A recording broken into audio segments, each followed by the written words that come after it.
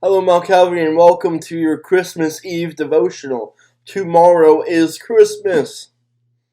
And to prepare for Christmas, we have been looking at the 5 women of Matthew's genealogy: Tamar, Rahab, Ruth, Bathsheba, and Mary. And Bathsheba's story is one that is famous. It's infamous. It's one that we all know. It's one that's been repeated in story and narrative. The great affair. But before we get into Bathsheba's story, let's figure out where she fits in this family tree. Yesterday we left off with Ruth, so we'll pick up with her, and we'll go until we find Bathsheba mentioned. And Boaz, the father of Obed, by Ruth. And Obed, the father of Jesse. And Jesse, the father of David, the king.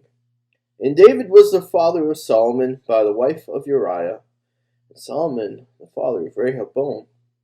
Oh, wait, I went past it. And David was the father of Solomon by the wife of Uriah.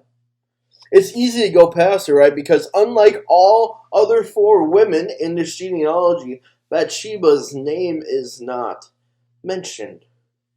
Bathsheba is not named by name, but rather by her story, the wife of Uriah the Hittite.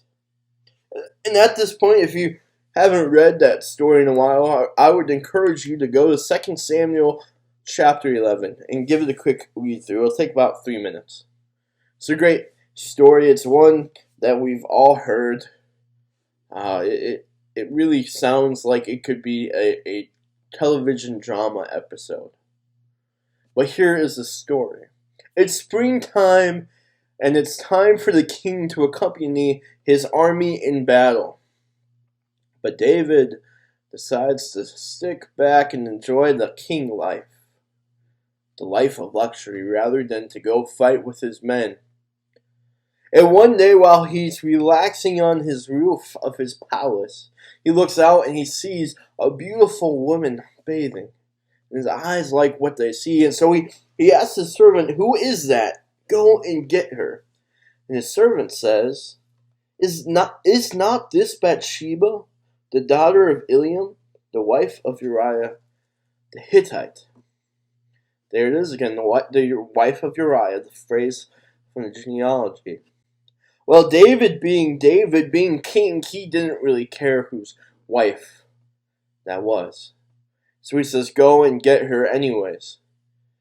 And she comes, and they break a commandment. They commit idolatry. They lie with each other. And Bathsheba becomes pregnant. And so David, he finds a solution for his problem. He'll make it feel like it could be Uriah's child. So he invites Uriah back so that way Uriah could possibly be the father.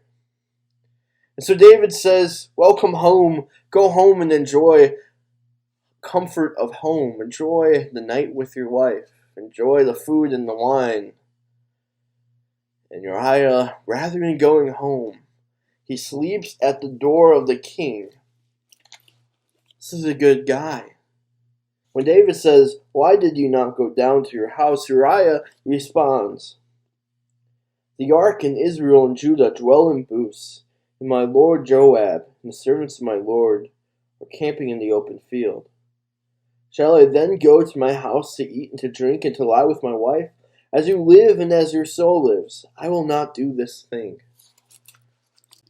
Wow, respectable, right? God's presence is dwelling in a temporary home. My buddies are out in battle with my general. They're living and camping out in the wilderness. How can I in good conscience go and enjoy my comforts of home? Respectable. And David has another solution. He says, stick around another day and enjoy home for an extra 24 hours. And Uriah can't say no to the king. That day, David attempts to get him drunk. And even drunk Uriah does not go home, but rather he sleeps with the servants for another night. And now David's going, how am I going to take care of this problem? So he does a little bit of what I would like to call mafia business. he sends Uriah with a note to the general Joab. And this note says, "Set Uriah in the forefront of the hardest fighting, and then draw back from him, that he may be struck down and die." Uriah carried this note to the general. Uriah carried his own death sentence to the general. And Joab, being loyal to the king, he does exactly what David says.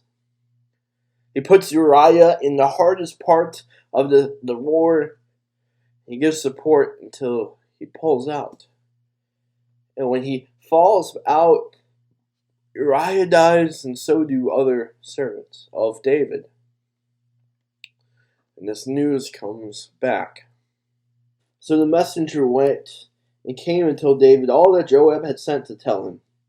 The messenger said to David, "The men gained an advantage over us and came out against us in the field, but we drove them back to the entrance of the gate.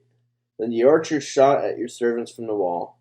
Some of the servants are dead, and your servant Uriah the Hittite is dead also." David said to the messenger, "Thus shall you say to Joab, do not let this matter trouble you, for the sword devours now one and now another. Strengthen your attack against the city and overthrow it, and encourage him." David basically says, don't worry about this one, just focus on the battle. Sounds like a mafia boss. At the hearing of her husband's death, Bathsheba, of course, begins to mourn. And after her mourning, David takes her as a wife, and she mothers the famous King Solomon, who we all know.